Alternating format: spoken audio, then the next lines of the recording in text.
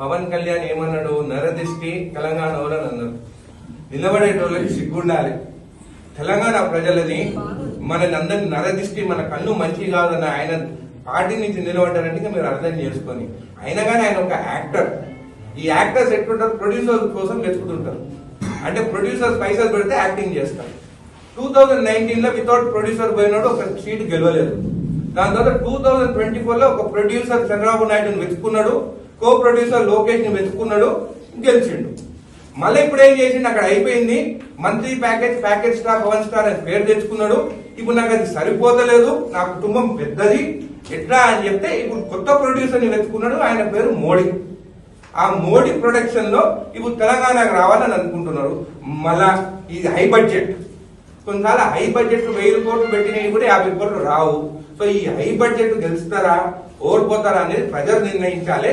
ముందు ఆ ఈగో ఎందుకైనా అడ్డం పెట్టుకున్నా అర్థం. నేను కూడా ఆయన ఫ్యాన్, చిరంజీవి మూవీ చూస్తాను, బాలకృష్ణ మూవీలు చూస్తాను, ఏ మూవీ బాగుంటే ఆ మూవీ చూస్తాం. తెలంగాణకి వచ్చిన తర్వాత మళ్ళా ఆంధ్రోళ కన్ను మన తెలంగాణ పైన పడ్డది. మన భూముల రేట్లు ఎక్కున్నాయి, ఆంధ్ర భూముల రేట్లు తక్కున్నాయి. వాళ్ళు బెంగళూరు కర్ణాటక పోతే బతకలేరు. తెలంగాణకు వస్తే మనం అమాయకున్నాము. వాళ్ళు ఏమన్నా నరదిష్టాలు అన్నా కానీ మనం పడి వింటున్నాము. కాబట్టి మన దగ్గరకు వస్తున్నాం. తెలంగాణ ప్రజలే దీని గురించి ఆలోచించాలని తెలియజేస్తారు.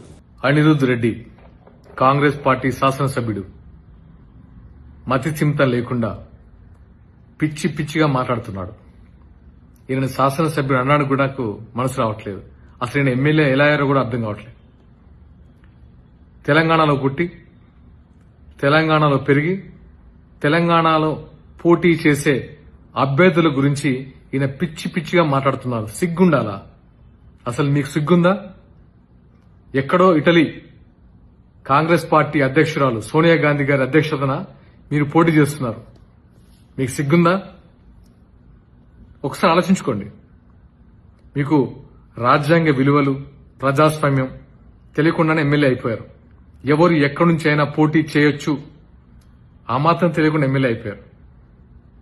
మేము తెలంగాణలో 336 మందికి, బడుగు బలహీన వర్గాలు, అతి సామాన్యులకి, పోరాట స్ఫూర్తి ఉన్న వాళ్ళకి, హక్కుల కోసం పోరాడే వాళ్ళకి టికెట్లు ఇచ్చాం.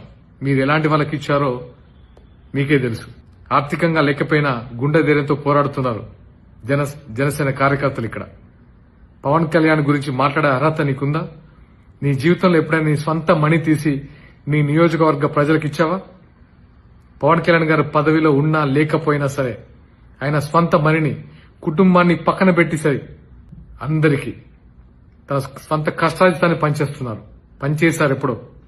అలాంటి ఆయన పట్టుకొని పిచ్చి పిచ్చి మాటల యాక్టరు, ప్యాకేజు, ఒక దేశ ప్రధానమంత్రిని పట్టుకొని పిచ్చి పిచ్చి మాటల.